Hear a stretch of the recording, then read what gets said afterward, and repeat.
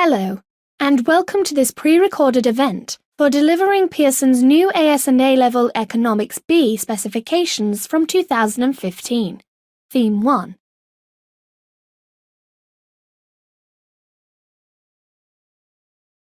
To help you get the most out of this session, you may want to have the following documents handy, as I will refer to them during the session. A-Level Economics B specification. AS Economics B Sample Assessment Materials. A-Level Economics B Sample Assessment Materials. Getting Started Guide. All of these documents can be downloaded from the Economics B subject page on the Pearson Qualifications website.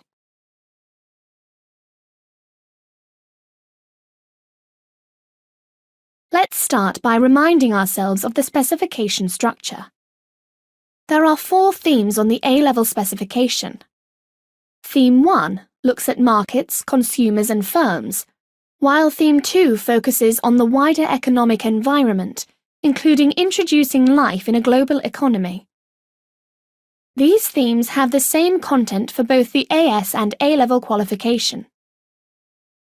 Theme 3 builds on the content in Theme 2, exploring the global economy in more depth. Theme 4 builds on Theme 1 content, exploring how markets work. This theme includes a look at risk and the financial sector.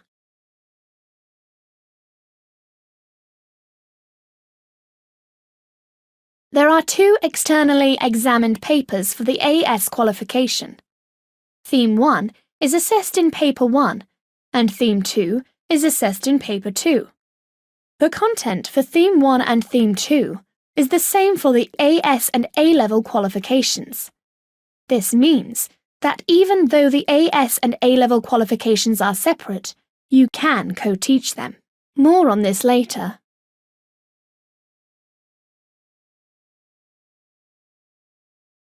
There are 3 externally examined papers for the A-Level qualification.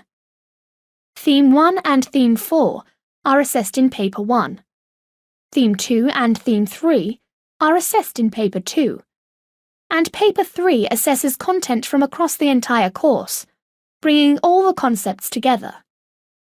Paper 3 has a pre-released context, which will be made available to centres in November, 6 months before the exam, to enable you to use this context in the classroom.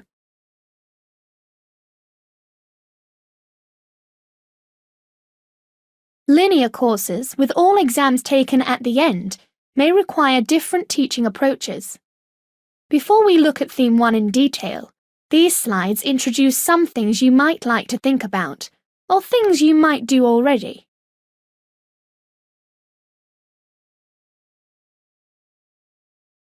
For most students, economics is a new subject for A-Level and is very different from other subjects they've studied at GCSE. Linking the economic theory to real-life business contexts, news stories and data can show students how economics works and support them in building confidence with the subject from the very beginning. Many students have told us that they choose economics because it's relevant to what they see in the news, so introducing this from the outset helps to reinforce that the subject is all around them.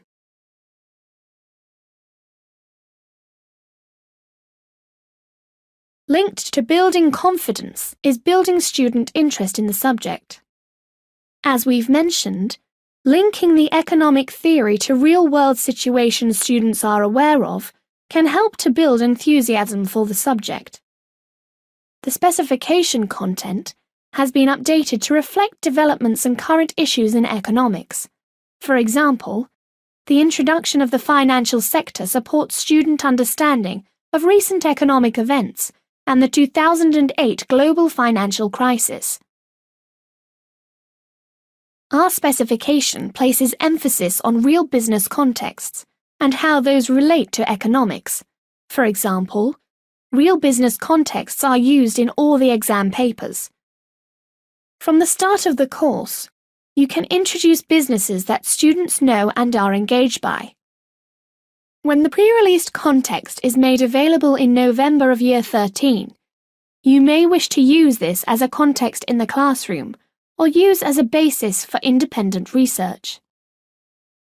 The purpose of the pre-released context is to provide an engaging context that can be used meaningfully throughout the teaching and learning, in addition to providing a familiar context for students in the exam.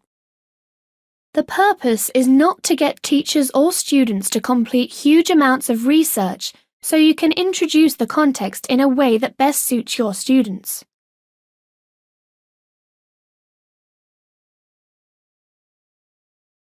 We've included skills for university progression throughout the course. As part of this, our papers have a range of extended writing questions, ranging from 8 to 20 marks in the A-level, and there will be plenty of opportunities for students to practice their extended writing. Remember that as A-levels are now linear qualifications, all papers are taken at the end of the course, so students develop extended writing throughout the course of study. Our research showed that universities were keen for A-level students to develop extended writing skills, demonstrating their ability to build and sustain economic arguments.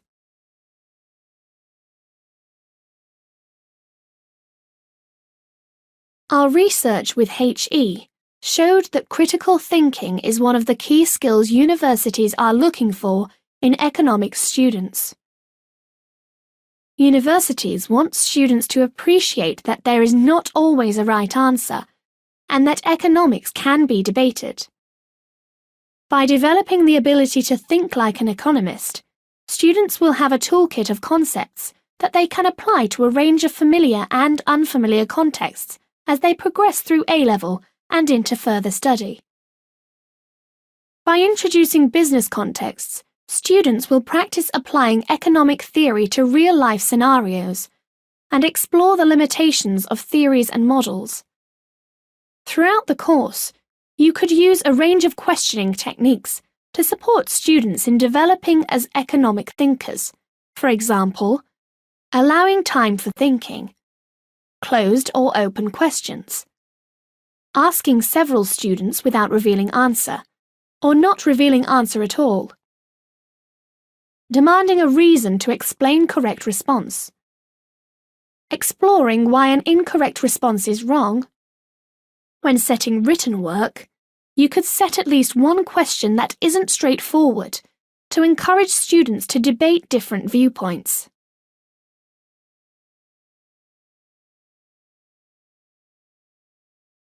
Students are required to develop and demonstrate competence in quantitative skills for economics. It's important for these skills to be applied to relevant economic contexts to ensure students develop a holistic understanding of the application of quantitative skills to economics. This isn't about doing lots of maths in isolation, but using appropriate quantitative skills in the appropriate economic contexts. Students will already be familiar with most of the skills through their study of GCSE maths, and it is important to demonstrate how these mathematical skills are relevant to the study of economics.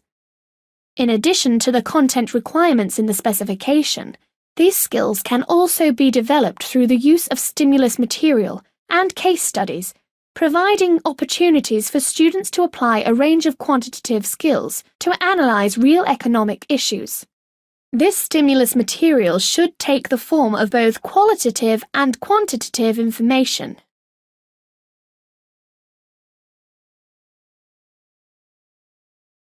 Our thematic structure enables students to develop knowledge and understanding as they progress through the course. This means that they are encouraged to reinforce concepts they have studied at the beginning of the course later on. For example, students are introduced to economics through building knowledge and application of concepts in Theme 1 and Theme 2, with breadth and depth of knowledge and understanding, and applications to more complex concepts and models developed in Theme 3 and Theme 4.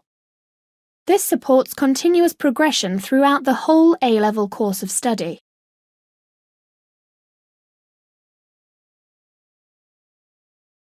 We're now going to summarize the highlights in Theme 1. You might want to refer to the specification or have your hard copy to hand as we go through this section. You can also refer to the Getting Started guide, which includes teaching and learning ideas for each topic.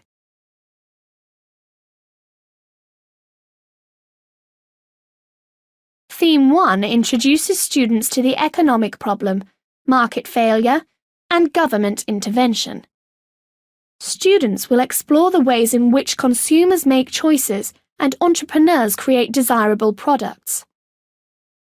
Students will apply knowledge and understanding of both familiar and unfamiliar contexts in the assessments and demonstrate an awareness of current economic events and policies. Students should have knowledge of the UK economy in the last 10 years. Highlights in this theme include consumer choices and enterprise in the economy, the market economy and how market forces shape the way in which firms meet consumer demand, the role of banks in the economy.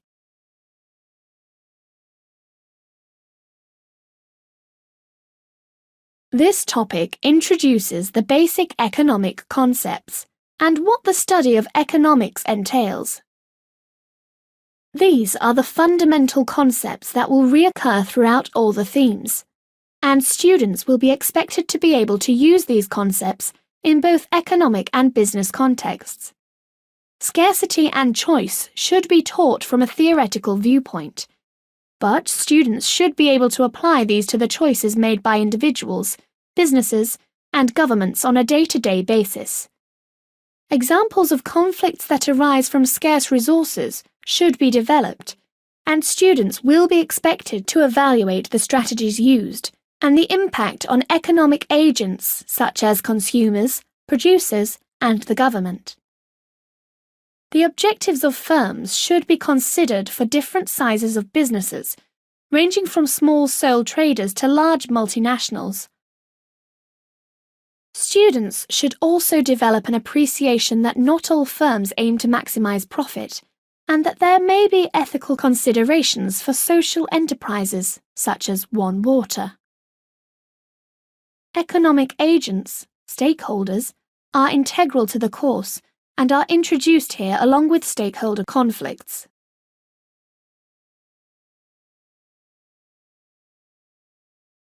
This topic considers the role and importance of the entrepreneur in the economy. Entrepreneurs create firms by combining the factors of production, land, labour, and capital. Students will need to understand this process, and that the quality and amount of these resources can determine the success of an economy. The impact of the division of labour and of specialisation on businesses and individuals is considered before a first look at the wider economy. This section is an introduction to what these terms mean and a consideration of their impact on businesses. Deeper understanding of their causes and policy solutions is explored in Theme 4.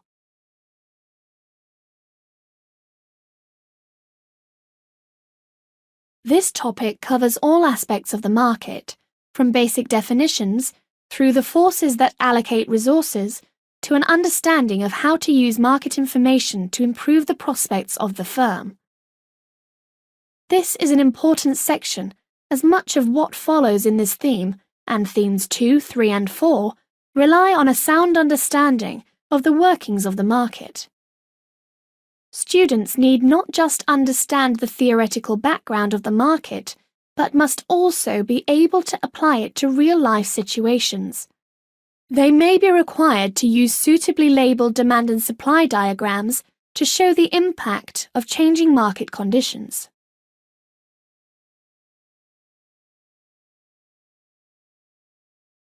Firms need finance for a number of different reasons: to cover startup costs, to ensure adequate cash to operate or for day-to-day costs, and to invest in expanding the business. This topic considers the role of credit in the economy. Although firms need to borrow for capital investment and working capital, borrowing can be both costly and risky. Students will develop an understanding of the role of banks in the economy and the importance of liability. starting a new firm involves numerous costs. Some of these will be large one-off payments for things like premises and equipment, and can be considerable.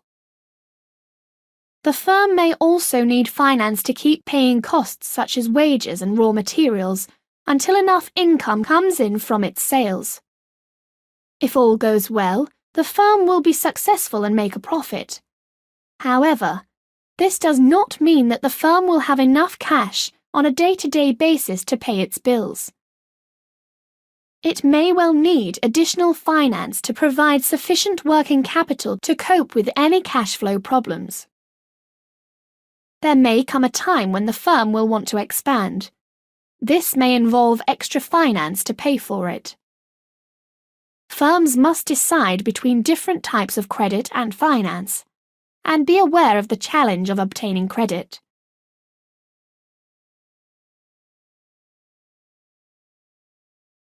Theme 1 has already explored the workings of the market in a mostly theoretical manner.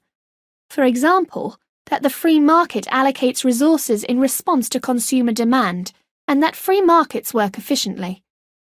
These topics introduce the idea that markets often do not produce the required results, and actually create problems that need to be addressed.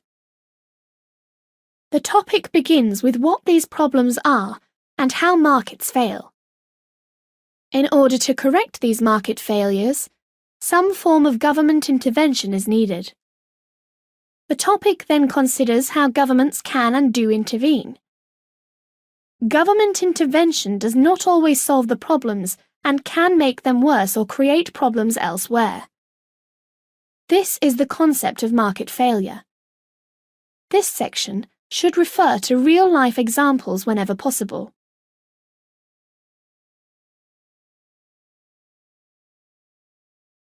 This topic introduces students to financial techniques for measuring the way a business is performing. Firms need to be able to measure their performance and know when to take remedial action. Students will be expected to know how to make a range of calculations, apply them, and interpret them. They will need to know what the results show and be able to make comparisons and draw conclusions.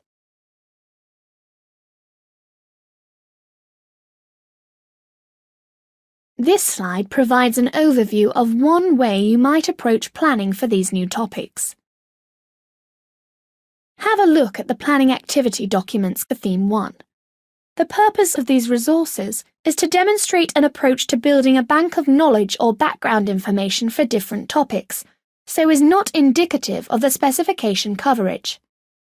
The approach taken in this resource is to identify: what do students need to know? You can use resources such as the Getting Started Guide to help with this. What examples can you use to illustrate this to support students with application? You can refer to resources such as our scheme of work to help. What causes and consequences or linkages can you think of? What evaluative points can be made?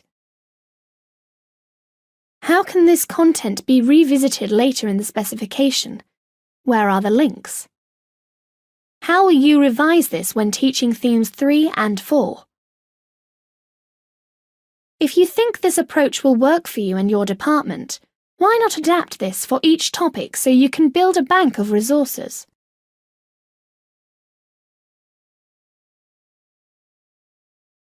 I've mentioned some of the support available to help you deliver Theme 1, so I'd now like to spend a bit of time reminding you of the support we're providing.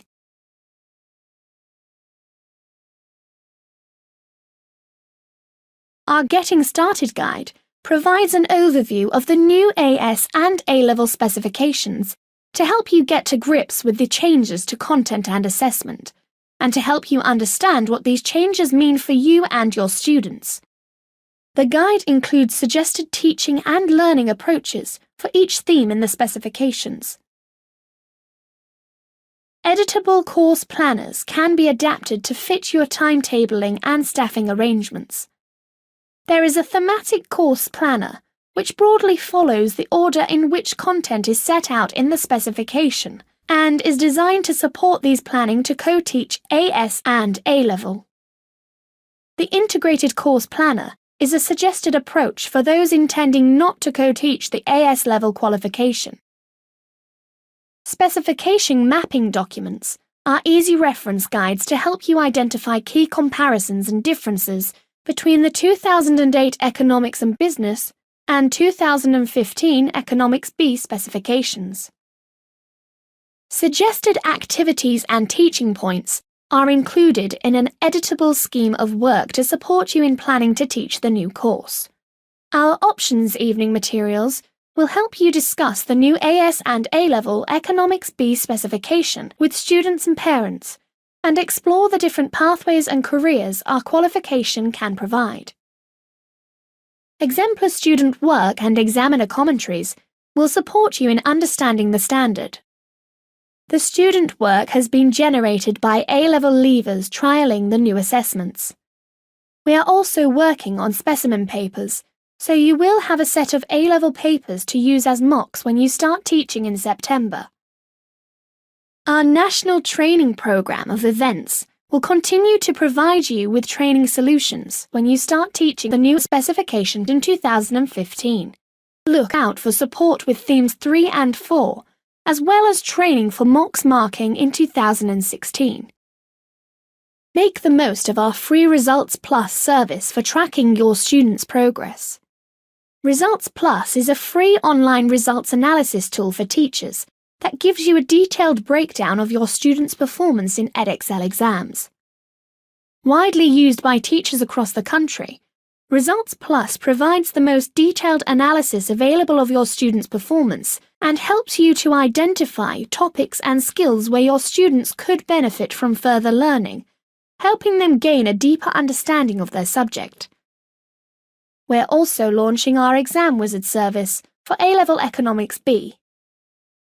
Exam Wizard is a free online resource for teachers containing a huge bank of past paper questions and support materials to help you create your own mock exams and tests. Of course, our subject advisor for economics, Colin Leith, is always here to help. Colin's contact details will be displayed at the end of this session.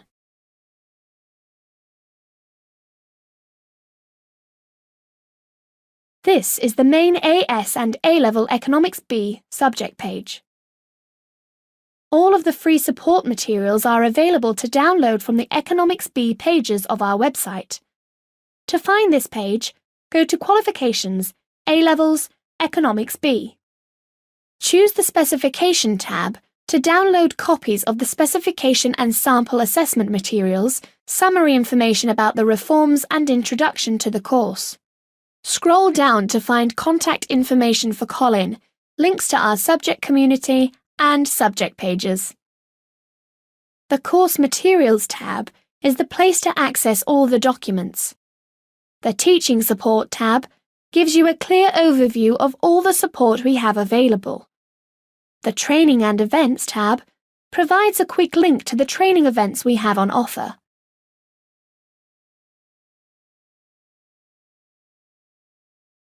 We are almost at the end of the session now, but there are a couple more things I'd like to tell you about before you go.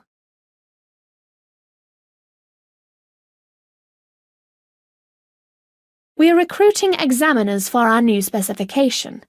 If you would like to know more, please visit our website.